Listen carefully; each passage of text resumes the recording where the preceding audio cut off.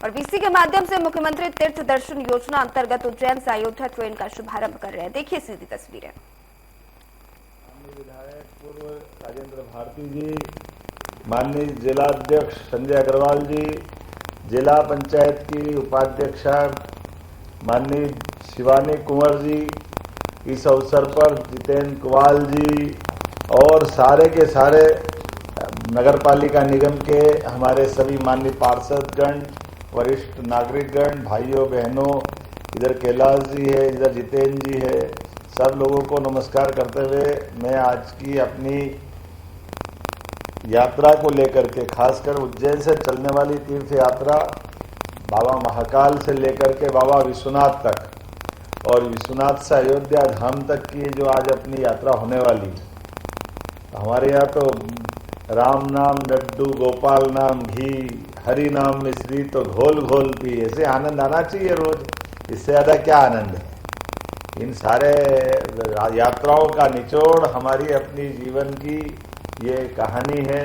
जब आज उज्जैन, आगर और आसपास के सारे बंधु जुड़े हुए हैं और तीर्थ यात्रा के माध्यम से उज्जैन के बाद बाबा विश्वनाथ, जहाँ अहिल्या महारानी द्वारा बनाया गया बाबा विश्वनाथ का मंदिर, और आज हमारे प्रधानमंत्री की वो अपनी लोकसभा क्षेत्र भी है, और अयोध्या में जो भगवान राम का धाम मुस्कुरा रहा है। 2000 साल पहले सम्राट विक्रमादित्य ने मंदिर बनाया था, 550 साल पहले जिसको ध्वस्त कर दिया था, अब कोर्ट के आदेश से जब दोबारा धाम मुस्कुरा रहा है, तो माँ गंगा से लेकर क्षिप्रा और क्षिप्रा से लेकर सरयू माता तक की सारी यात्राएं हमारे सभी भाई बहन करने वाले हैं।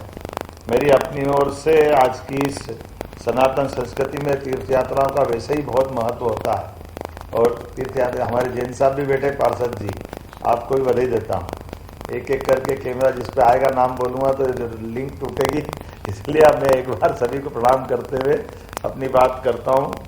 तीर्थ हमारे पापों का नाश करके मोक्ष की प्राप्ति का मार्ग भी बताते हैं, और वैसे तो हमारे लिए सौभाग्य की बात है, सरकार के माध्यम से मुख्यमंत्री तीर्थ दर्शन योजना के कारण से हमारे सभी वरिष्ठ नागरिकों को देश भर के ऐसे देवस्थानों को जाने का मौका मिलता है। और ये भी हमारे लिए संयोग है और अद्भुत बात है कि हमारे राज्यों के अंदर रियासतों के काल के राजाओं की अपने दायरे भले ही थे, लेकिन एकात्म रूप से भारत का जो दर्शन होता है, ये भारत सदियों से अपने उन सारे तीर्थों के भरोसे से अंतर्निहित भावनाओं को सदैव प्रवाहित करता रहता है।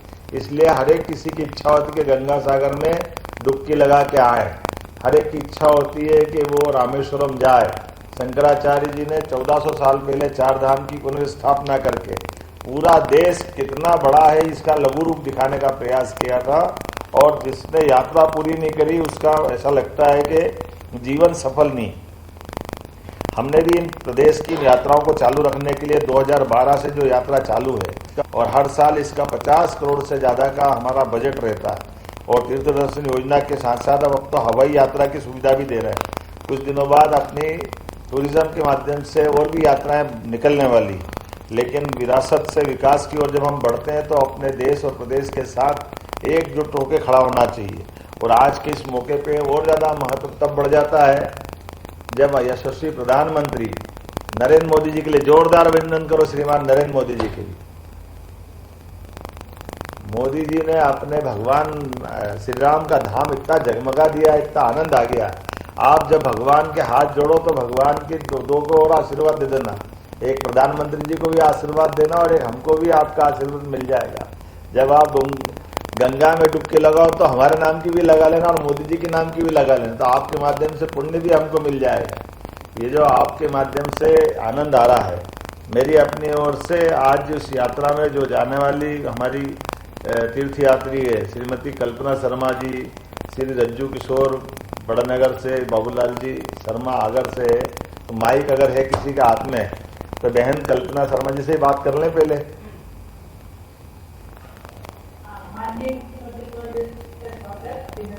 जी, और हम मुख्यमंत्री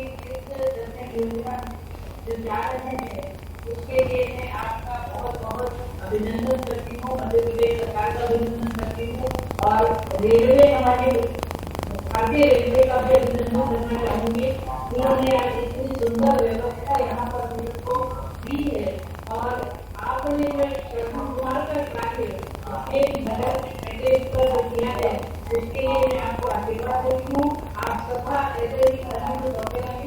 और हम सबकी सेवाओं के लिए माता पिता के लिए हमें आपको बहुत बहुत धन्यवाद और सभी का मैं आभार व्यक्त करती हूँ। बहुत धन्यवाद। और बहन का अच्छा हमारा कितना सुंदर आशीर्वाद मिला है इस अवसर पर। रज्जू किशोर जी है क्या? जय श्री महाकाल रज्जू भैया, जो हो। कैसा लग रहा है आपको? आप कौन से गांव के रहने वाले हो? बड़नगर से।